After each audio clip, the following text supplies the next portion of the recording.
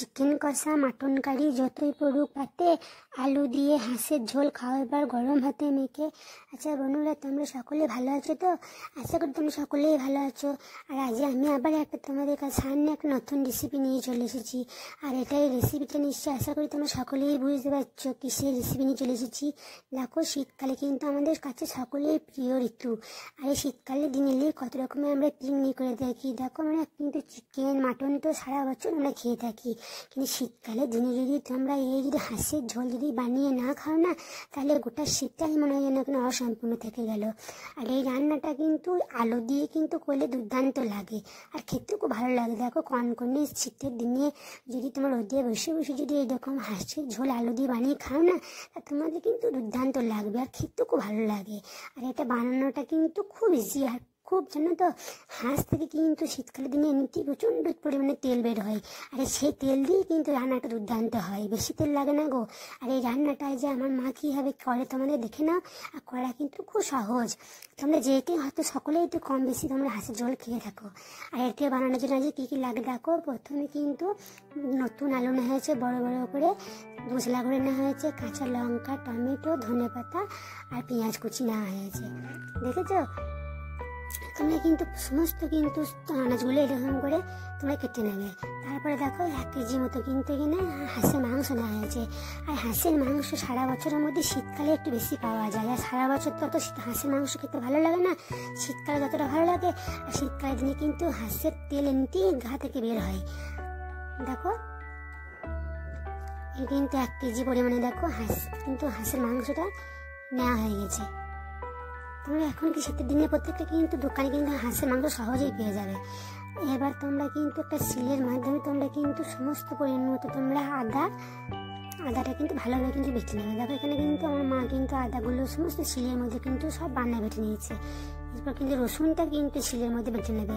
তোমরা অনেকে হয়তো শিলে বাটা পছন্দ করো না, কিন্তু মিক্সারে বানলে কি হয়, শিলে বানলে বেশি টেস্ট লাগে খেতে।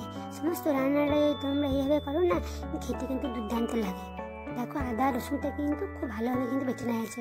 খুব একটা তোমরা প্লেন করে বাটা দরকার নেই, মোটামুটি এভাবে বেটে নিলেই হবে। এরপর তোমরা সেটা সবসময় হাঁসের মাংস খুব শক্ত হয়, তো ওই জন্য প্রেসার কুকারে প্রথমে এটা সেদ্ধ করে নিতে হয়। দেখো, প্রেসার কুকারে পরিমাণ মতো জল দিয়ে তারপরে হাঁসের মাংসগুলো কিন্তু খুব ভালোভাবে কিন্তু সেদ্ধ করে নিচ্ছে। 5 থেকে 6টা সিটি দিতে হবে।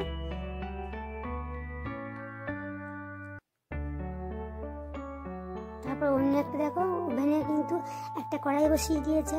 তারপর তেলের পরিমাণটা দেখেছো, খুব একটা বেশি তেল দেওয়া হয়নি। দেখো, 5 থেকে কিন্তু 6 চামচ মতো তেল দেওয়া হয়েছে। তারপর একটু শুকনো লঙ্কা দিয়ে দেবে, তারপর সামান্য 5 ফোড়ন আর কুচি কুচি পেঁয়াজগুলো কিন্তু খুব ভালোভাবে কিন্তু ভেজে নিতে হবে। দেখো, এত করে তেল দেয়নি যে খুব একটা, দেখো তেল দেয়নি যে পেঁয়াজগুলো কিন্তু ভালো করে চুপে যায় নাই, হালকা কিন্তু তেল দিয়ে কিন্তু পেঁয়াজগুলো কিন্তু ভালো করে কিন্তু লাল লাল করে ভেজে নিতে হবে। বুঝেছো? মানে আমি আগের ভিডিওতে বলেছি, বেশি তেলে রান্না যদি প্রতিদিন খাও না, তাহলে শরীর খারাপ করবে। অল্প তেলে রান্না করলে বেশি সুস্বাদু হয়। তারপর দেখো, টমেটো কাঁচা লঙ্কাটা দিয়ে তার উপরে কিন্তু আদা বাটা আর রসুন বাটাটা কিন্তু দিয়ে ভালো করে কিন্তু নেড়ে নিতে হবে। তুমি যদি সত্যি যদি তুমি চিকেন হোক মাটন হোক তুমি যাই খাও না কেন, সবসময় যদি স্বাস্থ্যকর খাবার বানিয়ে খাওয়া উচিত। যদি গাদা গাদা তেল মলে দিয়ে খাওয়া হয় তাহলে শরীর খারাপ করবে। ওই জন্য অল্প তেলে যেন সুস্বাদু হয়। আর হাঁসের তেলে কিন্তু খুব তেল লাগে না, কারণ হাঁসের গা থেকে কিন্তু তেল বের হয়। তারপরে 1 চামচ জিরে গুঁড়ো, 1 চামচ ধনে গুঁড়ো, 1 চামচ লঙ্কা গুঁড়ো, স্বাদ মতো চিনি আর 1 চামচ মতো হলুদ গুঁড়ো দিয়ে ভালো করে মশলাটা কষিয়ে নিতে হবে। দেখো, মশলাটা এমন করে কষানো হচ্ছে না, দেখো ভালো করে কিন্তু খুব একটা তেল দেওয়া হয় না যে ভালো করে কষা হচ্ছে না, কিন্তু এটা জল দিয়ে ভালো করে কিন্তু আরো কষে নিতে হবে। তারপর দেখো, সামান্য পরিমাণে জল দিয়ে মশলাটাকে কিন্তু খুব ভালোভাবে কিন্তু নিয়ে তারপর সামান্য মতো গরম মশলা দিয়ে আবার কিন্তু নেড়ে চেড়ে মশলাটা কষে নিতে হবে।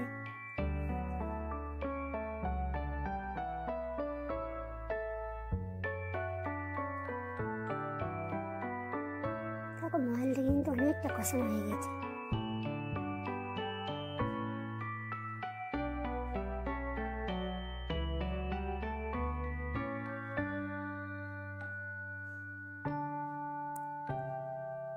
তারপর তারপর সমস্ত আলুগুলো কিন্তু এই মশলার মধ্যে তোমরা দিয়ে দেবে। আলুগুলো অনেক সময় তোমরা তেলের মধ্যে কষে নাও, কিন্তু তেলের মধ্যে কিন্তু কষতে নেই, কিন্তু এই হাঁসের ঝোলের মধ্যে না নতুন আলু এরকম করে দিলে অল্পতেই কিন্তু সিদ্ধ হয়ে যায়। তারপর তুমি আলুগুলো দিয়ে না খুব ভালোভাবে কিন্তু আলুটাকে এর মধ্যে দিয়ে মশলার মধ্যে কষিয়ে নেবে। এরপর দেখো হাঁসের মাংসটা কিন্তু 5 থেকে 6টা সিটি দেওয়ার পর না খুব ভালোভাবে কিন্তু এটা সেদ্ধ হয়ে গেছে। দেখেছো হাঁসের মাংস যদি ভালোভাবে সেদ্ধ না হয় না তাহলে খেতে কিন্তু ভালো লাগে না। দেখেছো, দেখো কত তেল বেরিয়েছে, দেখেছো হাঁসের মাংসটা কিন্তু খুব সুন্দরভাবে সেদ্ধ হয়ে গেছে আর ঘা থেকে কত তেল বেরিয়েছে। দেখেছো এই তেলগুলো কিন্তু খেতে খুব ভালো লাগে। এরপর কিন্তু ওই তেল মশলার মধ্যে কিন্তু সমস্ত সিদ্ধ মাংসগুলো কিন্তু এরকমভাবে কিন্তু তোমরা দিয়ে দেবে। তুমি প্রেসার করে যদি মাংসটা সেদ্ধ করে নাও না তাহলে কিন্তু কড়াই হয়তো অনেকক্ষণ সময় লাগবে, আর যদি প্রেসার করে সেদ্ধ করে নাও তাহলে কিন্তু তাড়াতাড়ি রান্নাটা তাড়াতাড়ি খুব হয়ে যায় আর মাংসগুলো খুব ভালোভাবে সিদ্ধ হয়ে যায়। দেখো, আর তোমরা কিন্তু কখনোই কিন্তু হাঁসের ঝোলে যে মাংসের মধ্যে যে জলটা দিয়ে সেদ্ধ করো জলটা কিন্তু কখনো তোমরা ফেলে দেবে না, জলটা কিন্তু এর মধ্যে দিয়ে দেবে। কেমন? এরপর তোমরা স্বাদ মতো লবণ দিয়ে দেবে। লবণ দেওয়ার পর তোমরা ঢাকনা ঢেকে দেবে। তারপরে দেখো 6 থেকে 7 মিনিট পর মাংস ঝোলে যে জলগুলো সমস্ত কিন্তু শুকিয়ে গেছে।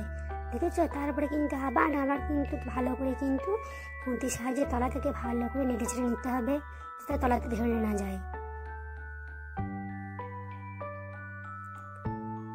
কিন্তু ভালো করে নেড়ে চেড়ে তলা থেকে ধরে নিয়ে নেবে। দেখো মাংস আলু কিন্তু প্রায় অর্ধেক 80% মতো কিন্তু সেদ্ধ হয়ে গেছে খুব ভালোভাবে। তুমি শীতকালের দিনে আমার দাদু কি বলে জানো, বলে হাঁসের ঝোল যদি না খাওয়া হয় না তাহলে কিন্তু কোনো শীতটাই কিন্তু মজা লাগে না। আর এই শীতকালের দিনে যদি হাঁসের মাংস খান না তা তোমার শীতকালের দিনে কিন্তু শীতও কম লাগে।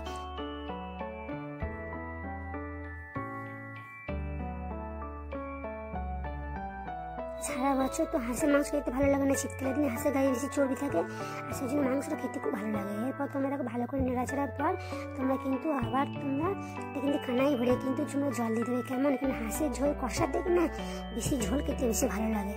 তোমরা গরম গরম ভাতের সঙ্গে যদি সামান্য একটু গন্ধ রয়ে লেবু আর কিন্তু হাঁসের ঝোল দিয়ে আলু দিয়ে হাঁসের ঝোল দিয়ে ভাত মেখে খাও না তা তোমাদের দুর্দান্ত অপূর্ব লাগবে, স্বাদ তোমরা কখনো ভুলতে পারবে না। তারপর তোমরা উপর থেকে কিন্তু সামান্য পরিমাণে ধনে পাতা কুচি এরকম করে দিয়ে দেবে। তুমি চিকেন কষা আর মাটন কারি যতই খাও কিন্তু এই হাঁসের ঝোলের স্বাদ কিন্তু এর তুলনা কার সঙ্গে কিন্তু তুলনা চলে না। তারপর তোমরা ঢেকে দিয়ে তোমরা 5 থেকে 6 মিনিটের মধ্যে ফিরে এসে দেখো সমস্ত কিন্তু মাংসটা পুরোপুরি রেডি হয়ে গেছে। দেখেছো কত সুন্দর আলু মাংস কিন্তু সব কিন্তু খুব ভালোভাবে কিন্তু সেদ্ধ হয়ে গেছে। দুর্দান্ত, এর গন্ধ তো দুর্দান্ত লাগে। এর একটা শীতকালের দিনে কিন্তু হাঁসের মাংস একটা নিজস্বতা আছে বন্ধুরা, তোমরা খেয়ে দেখো খুব ভালো লাগবে। দেখেছো আলু মাংস কত সুন্দর গলে গলে গিয়েছে গো। আর আমার যদি এই রেসিপিটা ভালো লাগে না বন্ধুরা তোমরা কিন্তু এটা সাবস্ক্রাইব করতে ভুলো না। কেমন? আর ভালো লাগলো তোমরা এটা কিন্তু কমেন্ট করো। আর তোমরা যদি কমেন্ট না করো তাহলে আমি বুঝবো কি করে যে বন্ধুটা ভালো আছে নাকি। দেখো মাংসটা কিন্তু পুরোপুরি আমার রান্না করা হয়ে গেছে, রেডি করা হয়ে গেছে। দেখেছো আলুগুলো কত সুন্দর সেদ্ধ হয়ে দেখেছো। এরপর তোমরা কিন্তু এটা গরম গরম ভাতের সঙ্গে যদি এরকম করে যদি হাঁসের ঝোল মাখিয়ে খাওয়ানো মনে না তোমাদের যতক্ষণ থাকবে ততক্ষণ তোমাদের খেতে কিন্তু একটু দুর্দান্ত লাগবে। তোমরা অন্তত একবার বানিয়ে খেও। আর আমি জানি তোমরা সকলেই এটা কিন্তু ভীষণ ভালোবাসো। আমার রেসিপিটা কেমন লাগলো আমাকে একটু কমেন্ট করে বলো কেমন। আর তোমরা কিন্তু ভালো থেকো, সুস্থ থেকো। আমি তো আবার যদি পরের দিন তোমাদের সাথে আবার একটা নতুন রেসিপি নিয়ে আসতে পারি তার জন্য তো তোমরা আমাকে একটা সাবস্ক্রাইব করো। কেমন? আজ মতো আসি বলো না, সুস্থ থেকো, ভালো থেকো।